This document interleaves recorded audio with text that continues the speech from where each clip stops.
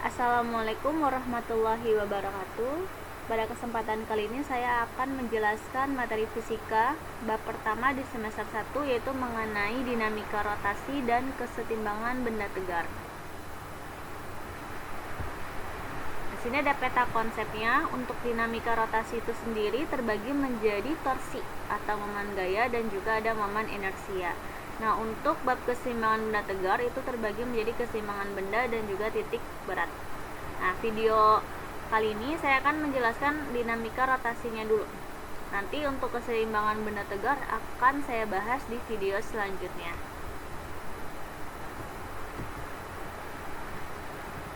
Nah, untuk dinamika rotasi yaitu ilmu yang mempelajari tentang gerak rotasi atau gerakan berputar dengan memperhatikan aspek penyebabnya, yaitu momen gaya. Nah, untuk benda tegar yaitu benda yang tidak mengalami perubahan bentuk akibat pengaruh gaya. Jadi walaupun bendanya itu berputar atau menggelinding, bendanya tidak mengalami perubahan bentuk, akan tetap sama.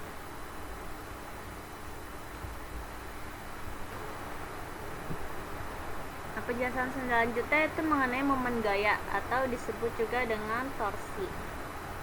Nah, kalian pernah nggak sih membuka atau menutup pintu?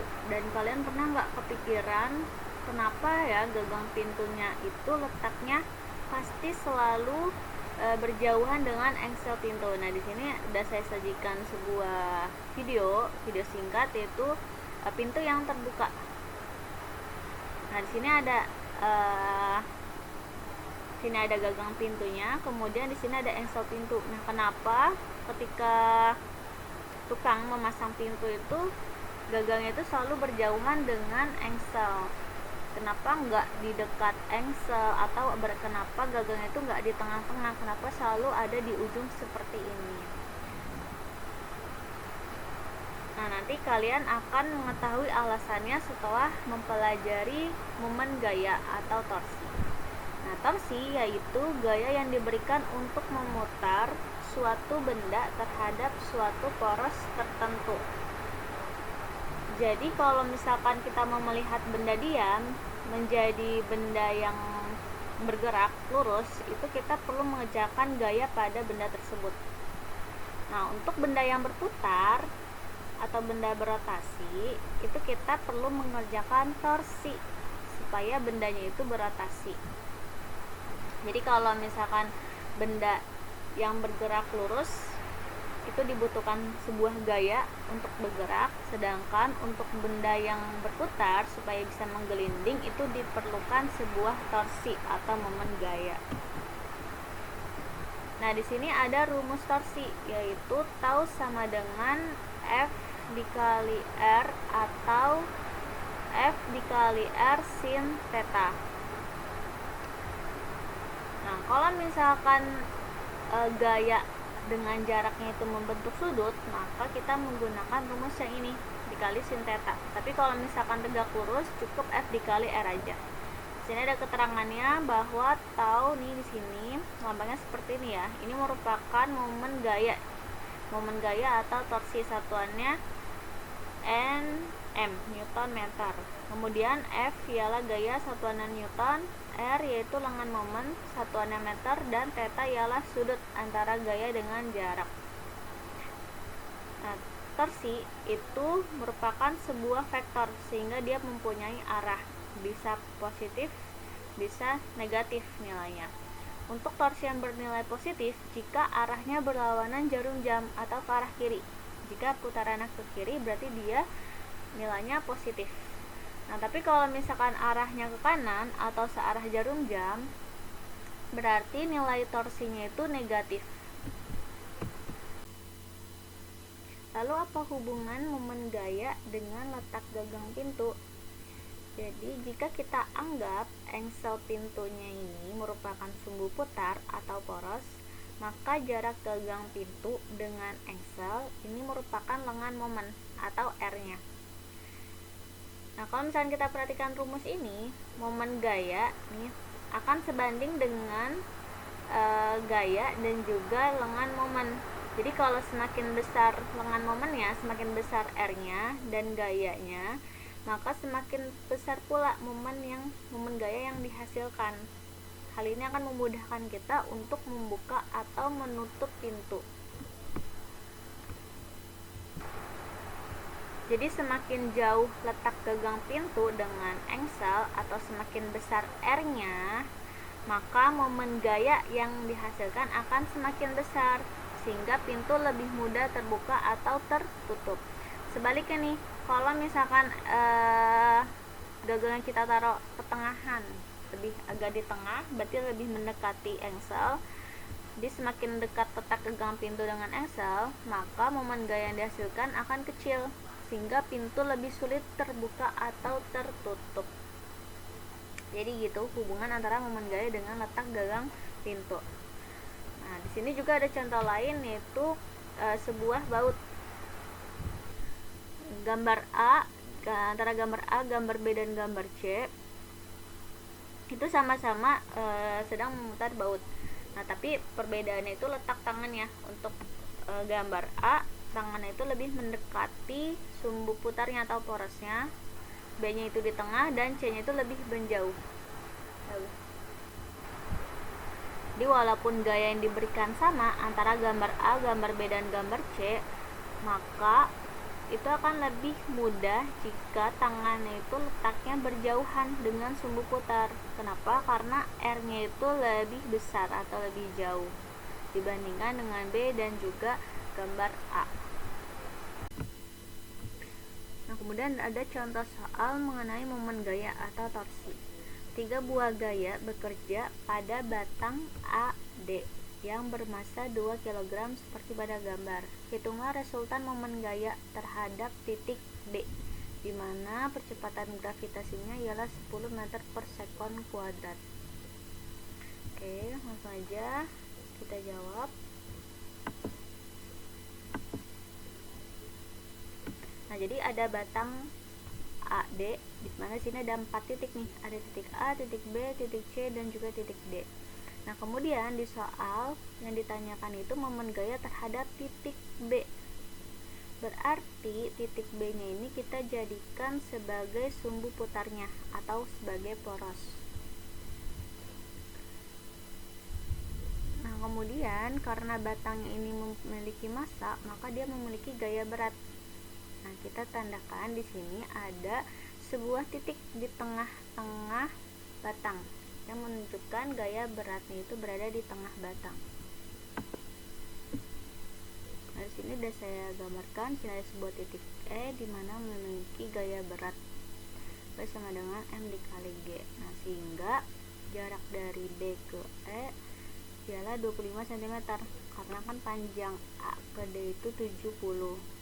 Nah, berarti setengahnya itu atau A dari E itu panjangnya 45. Nah, dari A ke B 20, berarti sisanya ialah 25 cm. Nah, kemudian panjang dari E ke D itu berarti 45 cm. Di sini kita gambarkan. Nah, sekarang tinggal kita hitung jumlah momen torsinya. Nah, diketahui F1 sama dengan 5 Newton, kemudian F3 nya itu 4 Newton. Nah, sini ada F2, nggak usah kita tulis ya, nggak usah kita masukkan karena nanti nggak akan digunakan. Kenapa? Karena F2 ini gaya di titik B, sedangkan B itu dijadikan poros atau dijadikan sumbu putar, makanya nanti gayanya itu tidak dipakai. Nah, kemudian lagi jarak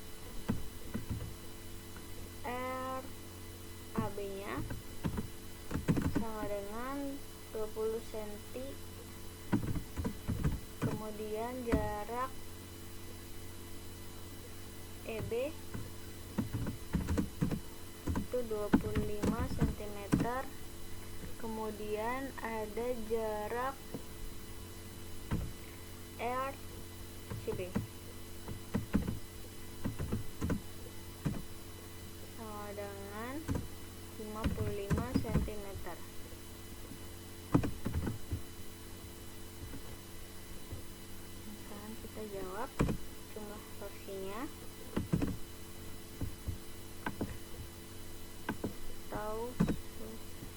atau B ya, karena yang ditanya momen gaya pada titik B, berarti tau B sama dengan penjumlahan dari tau AB ditambah tau EB ditambah tau CB. Nah, dari sini tidak ada tau pada titik D ya, karena di titik D tidak ada gaya, sehingga tidak ada pergerakan pada titik D. Kemudian kita jabarkan rumusnya. Nah, rumus tau itu F dikali R. Nah, di sini torsi antara titik A dengan titik B, berarti F-nya itu ialah F1 ya, karena di titik A ini F1. Jadi di sini F1 dikali torsi dikali R, berarti jarak dari A ke B, berarti di sini R AB. Nah, kemudian kalian perhatikan tandanya negatif atau positif. Kalian lihat di titik K itu gayanya ke atas, dan yang dijadikan poros itu ialah titik B ya. Berarti kalau gayanya itu ditarik ke atas, berarti batang itu akan ke atas dan memutar ke arah kanan seperti ini. Kalau ke kanan berarti kan dia searah jarum jam, berarti nilainya negatif. Berarti di sini kita kasih tanda minus.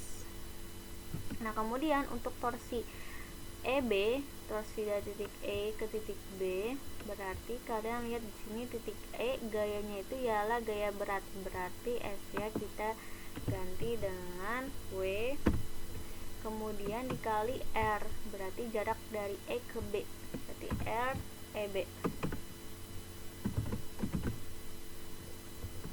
Kemudian kalian tentukan negatif atau positif. Lihat, E itu arahnya ke bawah karena kan gaya berat, berarti batangnya itu akan bergerak ke arah bawah, kemudian berputar ke arah kanan nih, searah jarum jam, berarti tandanya juga negatif. Nah, kemudian tau CB, torsi pada titik C ke titik B. Nah, titik C di sini ada gaya F3. Nah, gayanya itu ke arah atas, tapi membentuk sudut. Berarti kita proyeksikan terhadap sumbu Y nih. Kita proyeksikan terhadap sumbu Y. Berarti F3Y nantinya. Jadi di sini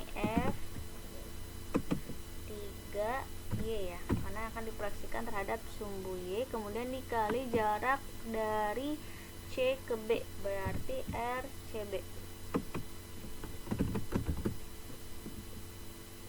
Kemudian tinggal kita tentukan negatif atau positif. Karena dia ke atas, berarti dia akan bergerak ke kiri nih, berlawanan jarum jam, sehingga tandanya positif. Berarti kita tanda kasih minus.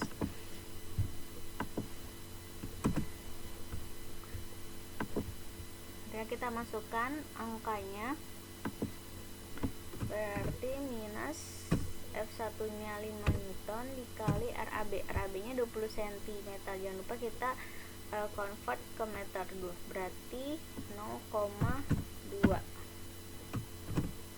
ditambah saja ya, plus ketemu minus jadi min, berarti dikurang W nya itu kan M dikali G. Nah, M nya itu berarti tadi masanya kalau nggak salah 2 kg ya, masa batangnya 2 kilo. Masih di atas dulu deh, biar nggak lupa.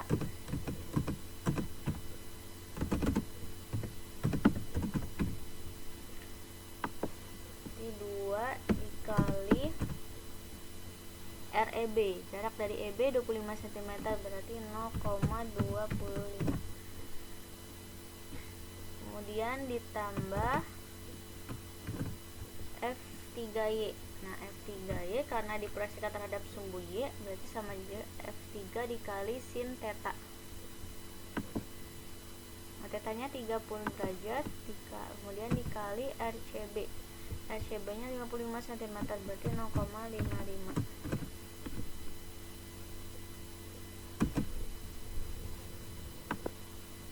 Langsung kita hitung, min 5 dikali 0,2 berarti min 1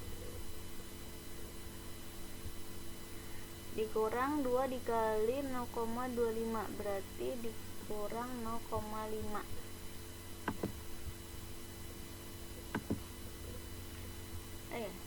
Maaf, ini ada yang ketinggalan. Tadi kan W itu M dikali G. Nah, sedangkan di sini baru M, berarti 2 dikali 10 juga ya. Nah, 2 dikali 10 dikali 0,25 berarti hasilnya min 5. Nah, kemudian ditambah, nah, F3 nya 4 Newton dikali 30 itu setengah atau 0,5 dikali 0,55.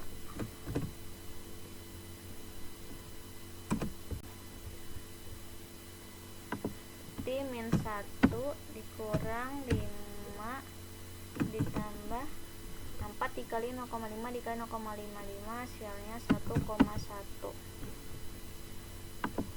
Hasilnya min 1 dikurang 5 ditambah 1,1 berarti minus 4,9 Newton meter. Nah, sehingga resultan momen gaya di titik B besarnya 4,9 Newton meter. Nah, kemudian tanda negatif menunjukkan arahnya, berarti arah momen gaya, arah resultan momen gayanya itu searah putaran jarum jam. Nah, selanjutnya yaitu mengenai momen inersia. Masih ingat nggak dengan konsep kelembaban? Newton pernah menjelaskan dalam hukum Newton yang pertama bahwa benda yang diam akan tetap diam dan yang bergerak akan tetap bergerak. Kecenderungan benda untuk mempertahankan diri itu disebut dengan inersia, yaitu diam tetap diam atau gerak tetap bergerak. Nah, nih kalian perhatikan video singkat nih. Nah, ini contoh yang paling sederhana dari inersia, dimana daun yang sebelumnya diam, nih awalnya diam, akan tetap berusaha untuk diam sebelum akhirnya terkena gaya gravitasi, sehingga daun ikut terjatuh. Lalu apa kaitannya inersia dengan momen inersia? Kalau inersia yaitu kelembaban untuk gerak translasi, pergerakan yang sifatnya lurus atau translasi yaitu ke kanan atau ke kiri, atau pergerakannya ke atas dan ke bawah. Nah, sedangkan kalau momen inersia yaitu kelembaban untuk gerak rotasi, pergerakan yang sifatnya memutar dari poros. Jadi kalau inersia itu gerak translasi, sedangkan kalau momen inersia itu gerak rotasi. Nah, sini ada rumus momen inersia di mana I sama dengan K dikali M dikali R kuadrat.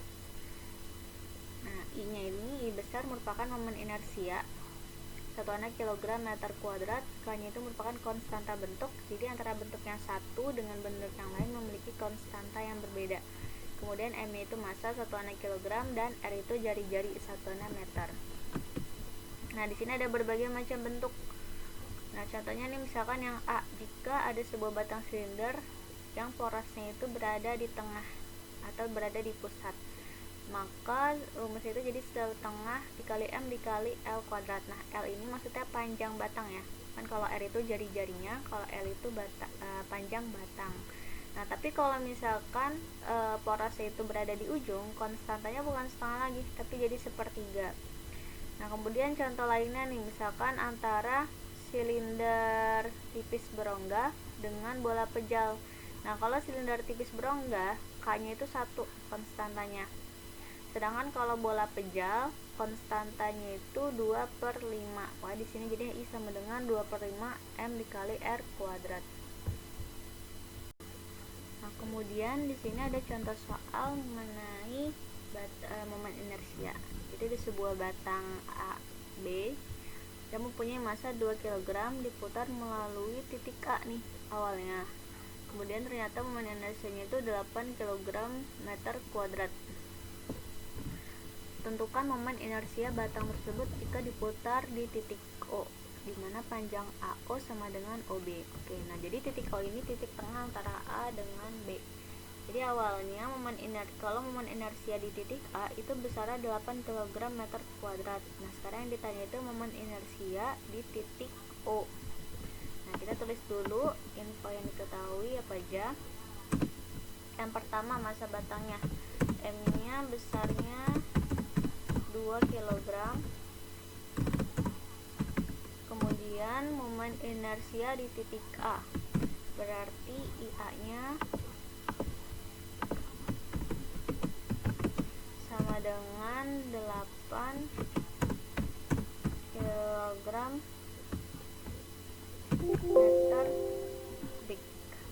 meter kuadrat. Nah, yang ditanyakan itu momen inersia di titik O. Berarti yang ditanya IO-nya. Untuk menyelesaikannya kita gunakan perbandingan antara IO dan juga IA. Nah, kalau IO itu kan berarti momen inersia di pusat massa atau di titik tengah. Sedangkan kalau IA itu momen inersia di ujung pusat. Nah, kita lihat aja nih tabelnya tadi yang sudah saya sajikan. Nah, kalau misalkan momen inersianya di tengah, berarti rumusnya itu 1/12. Nah, ini salah. Harusnya ada 1/12 bukan 1/2. Nah, kalau misalkan di ujung berarti konstanta itu 1/3.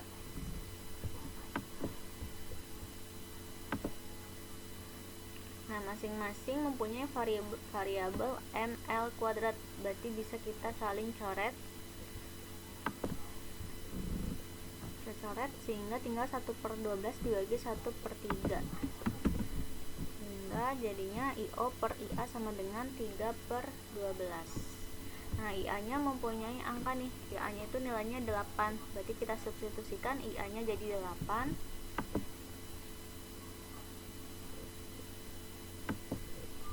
Di IO sama dengan 8 kali 3 24/12. Nah, 24 dibagi 12 sama dengan 2 ya. Sama dengan 2 kg per meter kuadrat. Jadi jika batang tersebut diputar di tengah, maka momen inersianya menjadi 2 kg per meter kuadrat. Nah, selanjutnya ada hubungan momen gaya dengan momen inersia. Secara matematis ialah tau sama dengan I kali alfa, di mana alfanya itu merupakan percepatan sudut, satuannya radian per sekon kuadrat. Nah, kenapa bisa jadi kayak gini? Itu berasal dari hukum Newton, di mana F sama dengan M dikali A. Nah, kemudian A-nya itu kita ganti. A-nya itu kan merupakan percepatan linear. Kalau kita hubungkan ke percepatan sudut, itu menjadi R dikali alfa. Ini jadi alfa ya. Beda ya, kalau A biasa itu percepatan linear, kalau alfa itu percepatan sudut. Nah, kemudian kedua ruas kita tambahkan dengan variabel R. Kiri kita kasih R dan kanan kita kasih variabel R. Jadi F dikali R sama dengan M dikali R kali R kali alfa.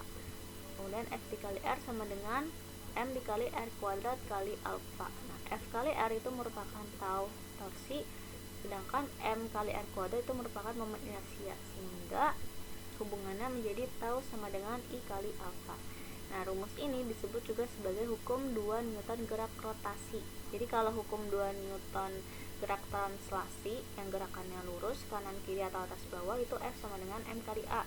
Sedangkan kalau hukum 2 Newton gerak rotasi yang gerakannya menggelinding atau berputar, itu tau sama dengan I kali alfa. Nah, di sini ada contoh soal mengenai hubungan momen gaya dan juga momen inersia. Sebuah silinder pejal berjari-jari 15 cm dan bermassa 2 kg dijadikan katrol pada sebuah sumur seperti pada gambar.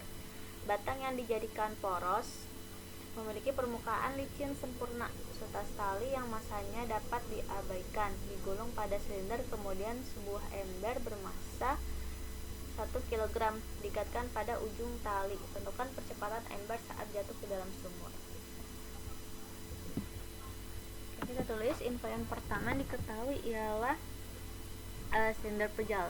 Jadi kan sini ada sebuah katrol yang bentuknya itu seperti silinder pejal. Nah, berarti jari-jari katrol atau jari-jari silinder pejal itu 15 cm. Berarti R-nya sama dengan 15 cm atau 0,15 meter ya. Selanjutnya kita ganti jadi 0,15 meter. Dan masanya itu 2 kg, massa katrol. Massa katrol saya simbolkan sebagai M besar ya, untuk membedakan antara massa ember dan juga massa katrol. Ya, 2 kg. Nah, kemudian jadi, sebuah ember masanya 1 kg.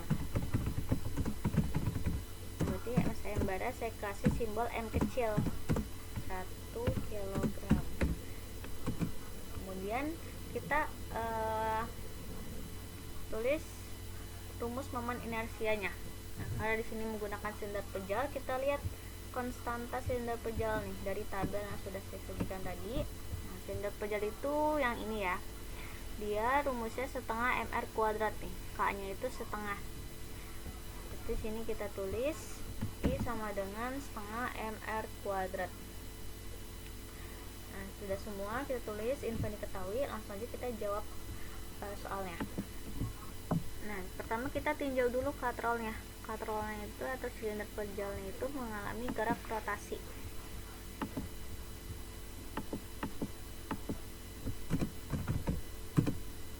Lihat, katrol mengalami gerak rotasi.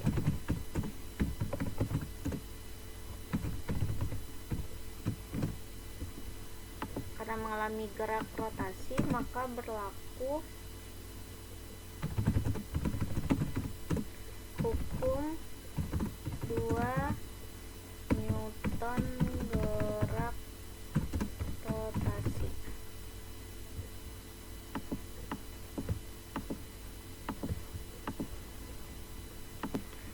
Karena rumusnya tahu sama dengan I kali alfa. Nah, tahunya kita jabarkan jadi F kali R, dan alfanya kita uraikan menjadi A per R ya. Nah, karena di sini F itu kan gaya. Nah, sedangkan di sini adanya gaya tegangan. Karena kan katrol itu dihubungkan dengan tali, sehingga ada gaya tegangan. Jadi F-nya itu kita ganti dengan T.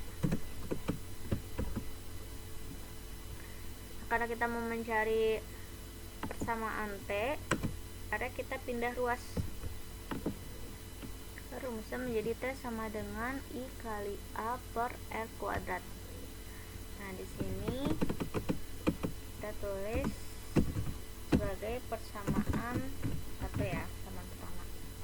Nah, sekarang kita lihat pergerakan embernya. Nah, embernya itu akan mengalami gerak translasi karena nantinya akan bergerak ke bawah dan juga ke atas kalau misalkan ditarik. Lihat, ember mengalami gerak translasi, maka berlaku hukum 2 Newton gerak translasi ya, yaitu F sama dengan M kali A. Nah, di sini kan kita lagi tinjau ember. Di ember ada gaya berat yang arahnya ke bawah dan juga ada gaya tegangan tali yang arahnya ke atas. Karena kan embernya dihubungkan dengan tali, talinya ada di atas ember sehingga arah gaya tegangan talinya itu ke atas. Nah, yang ditanyakan itu percepatan ember saat jatuh ke dalam sumur. Berarti pergerakan sistem itu ke bawah. Nah, karena pergerakan sistemnya ke bawah berarti yang gaya yang arahnya ke bawah yang kita anggap positif, sehingga yang ke atas itu negatif. Nah, W-nya itu positif nih. Berarti W, atau langsung aja ya, W itu kan M dikali G. ditambah T. Nah, T-nya tuh ke atas, berarti dikurang tegangan tali sama dengan M dikali A. Nah, kemudian T-nya kita substitusikan dari persamaan pertama, itu T sama dengan I kali A per R kuadrat. Ini kita salin.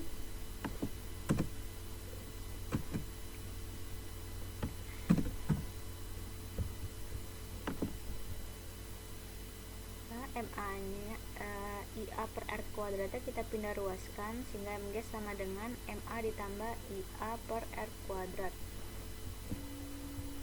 Nah, karena di ruas kanan itu masing-masing punya variabel A, A-nya kita keluarkan sehingga MG sama dengan A dikali M ditambah I per R kuadrat.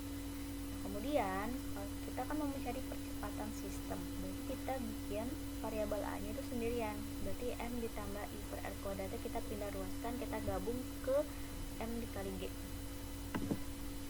sehingga M kali G per M tambah I per R kuadrat sama dengan A. Nah, kemudian I-nya kita ganti menjadi rumus momen inersia. Nah, di sini kan I katrol atau silinder pejal, ini itu ialah setengah M R kuadrat. Nah, masing-masing punya variabel R kuadrat nih, atas sama bawah, bisa kita saling hilangkan. Nah, sehingga hasilnya menjadi M dikali G per M ditambah setengah M katrol. Nah, tinggal kita substitusikan angkanya. M kecil itu berarti kan massa ember nilainya 1 ya. Itu 1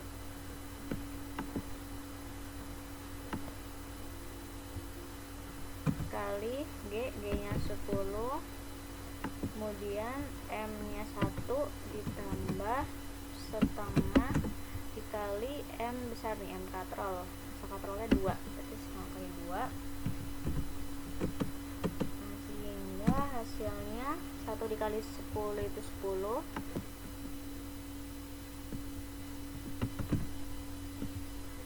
Kemudian setengah dikali 2 itu hasilnya 1, sehingga 1 ditambah 1 itu 2. Nah, 10 dibagi 2 sama dengan 5.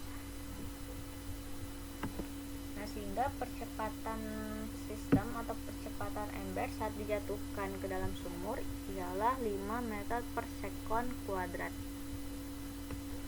Nah, selanjutnya pembahasan mengenai energi kinetik. Sudah kalian ketahui, energi kinetik itu ialah energi yang dimiliki benda ketika bendanya bergerak.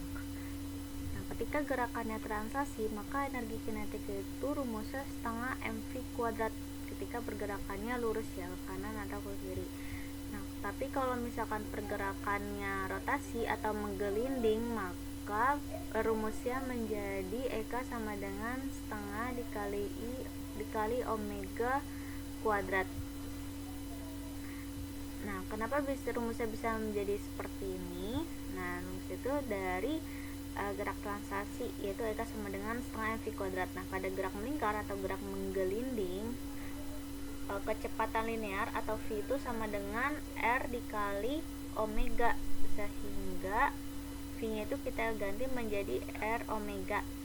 V-nya itu kuadrat, berarti R kuadrat dikali omega kuadrat. Nah, M dikali R kuadrat itu rumus momen inersia. Di sini kita ganti simbolnya menjadi I setengah kali I kali omega kuadrat. Nah, makanya energi kinetik rotasi itu rumusnya menjadi seperti ini, dimana omega itu ialah kecepatan sudut ya, satuannya radian per sekon kuadrat. Selanjutnya ada pembahasan mengenai gerak menggelinding. Nah, di sini ada sebuah gambar. Pada gambar di atas, benda yang bergerak menggelinding, maka benda tersebut melakukan gerak translasi sekaligus melakukan gerak rotasi. Oleh karena itu, energi kinetik yang dimiliki benda itu juga terdiri atas energi kinetik translasi dan juga ada energi kinetik rotasi. Nah, sehingga kalau misalkan kita uraikan, rumusnya menjadi EK energi kinetik total sama dengan setengah mv kuadrat ditambah setengah I omega kuadrat. kita ada hukum kekekalan energi mekanik pada gerak menggelinding.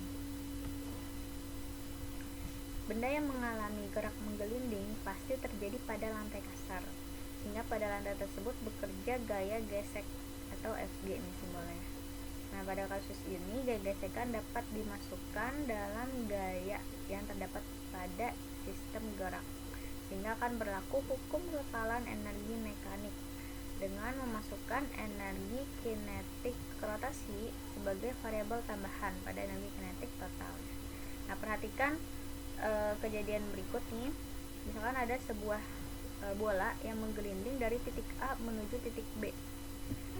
Nah, berarti ada dua posisi nih, posisi A dan juga posisi B, sehingga energi mekanik kekekalan energi mekanika menjadi EMA sama dengan EMB. Energi mekanik pada titik A sama dengan energi mekanik pada titik B, di mana energi mekanik itu merupakan penjumlahan energi potensial dan energi kinetik. Energi potensialnya tetap. Nah, kemudian energi kinetik itu terdiri dari energi kinetik translasi dan juga energi kinetik rotasi. Nah, sehingga kalau diuraikan, energi potensial itu merupakan M kali G kali H. Berarti H-nya itu ketinggian di titik A, kemudian energi kinetik A translasi berarti setengah dikali M dikali VA kuadrat, kecepatan benda saat di titik A. Kemudian energi kinetik A rotasi setengah dikali I dikali omega A kuadrat, atau kecepatan sudut benda ketika di titik A. Begitupun saat benda berada di posisi B. Nah, di sini ada contoh soal mengenai energi kinetik sebuah benda. Sebuah silinder pejal bermasa 2 kg bergerak menggelinding dengan kecepatan 4 meter per sekon. Tentukan besar energi kinetik yang dimiliki oleh silinder pejal tersebut, di mana momen inersia silinder pejal I sama dengan setengah mr kuadrat. Oke, yang pertama kita tulis dulu semua info yang diketahui di soal. Nah, di soal diinfokan bahwa massa silinder pejal itu 2 kg. Jadi sini kita tulis M-nya itu 2 kg. Kemudian bergerak menggelinding dengan kecepatan 4 meter per sekon, berarti V-nya sama dengan 4 meter per sekon. Nah, terus diinfokan bahwa I-nya itu karena bendanya silinder pejal, berarti I-nya setengah mr kuadrat.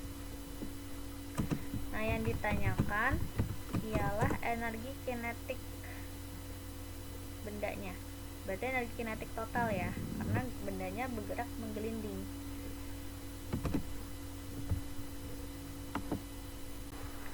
Kemudian kita gunakan rumus energi kinetik total, itu penjumlahan dari energi kinetik translasi dan juga energi kinetik rotasi. Kita salin.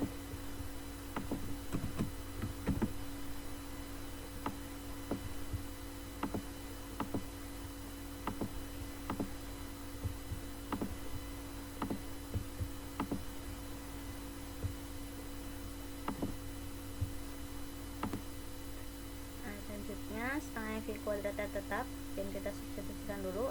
Nah, ini kita uraikan, ini itu kan setengah mr kuadrat. Kita masukkan setengah mr kuadrat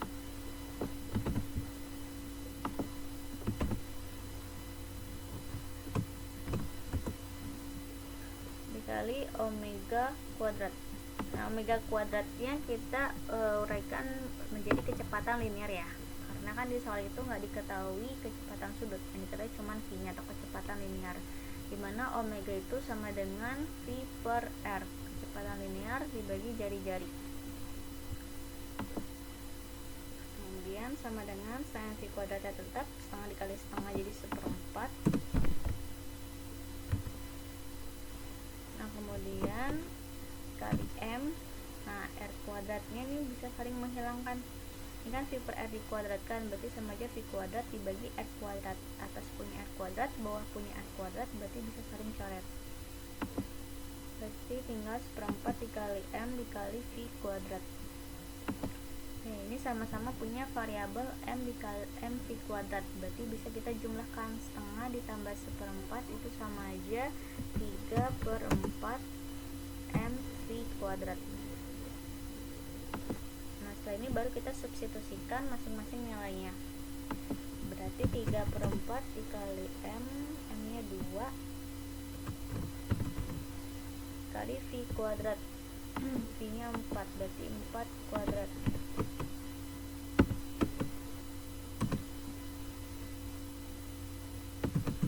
sama dengan 4 kuadrat ialah 16, 16 dikali 2 itu hasilnya 32, 32 dibagi 3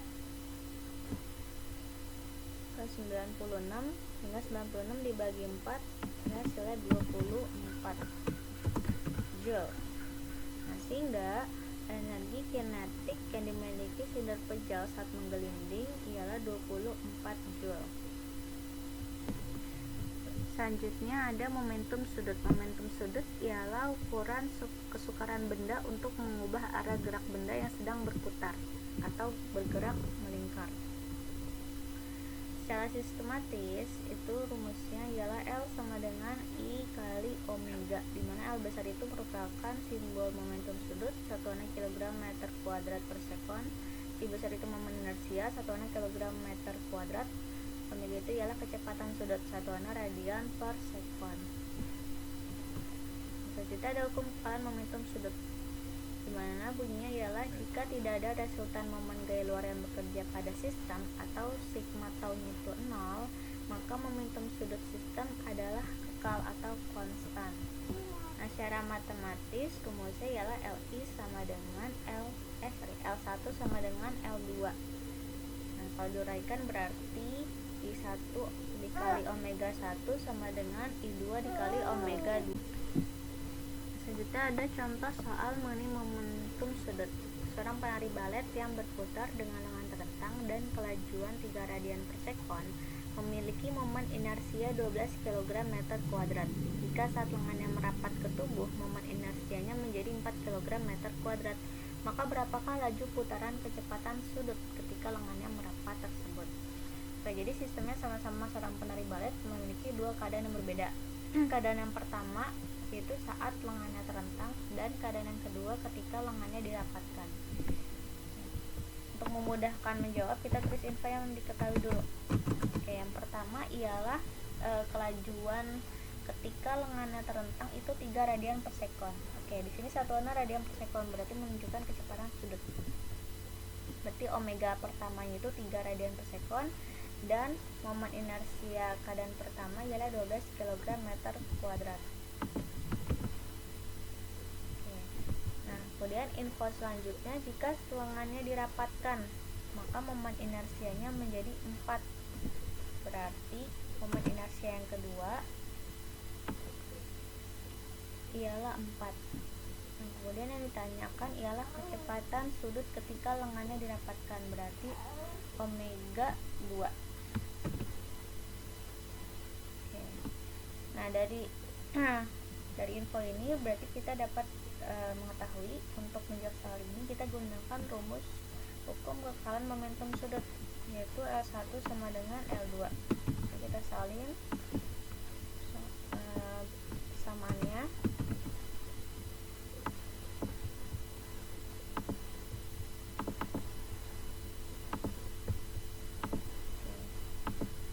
Karena yang ditanya omega 2, berarti kita bikin omega 2 nya itu sendirian, berarti I2 nya kita pindah ruas. Jadi seperti ini, atau sama aja omega 2 sama dengan I1 kali omega 1 per I2. Tinggal kita substitusikan angka-angkanya.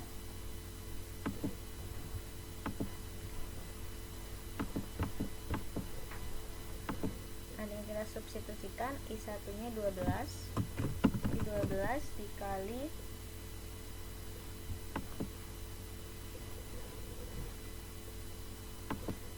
omega 1, omega 1 nya 3 dibagi I2, I2 nya 4 sama dengan 12 dikali 3 dibagi 4, 9 radian per sekon. Oke, jadi ketika penari merapatkan lengannya, maka kecepatan sudut yang terbentuk ialah 9 radian per sekon. Sekian pembahasan kali ini mengenai materi dinamika rotasi. Untuk video selanjutnya saya akan membahas mengenai keseimbangan benda tegar. Assalamualaikum warahmatullahi wabarakatuh.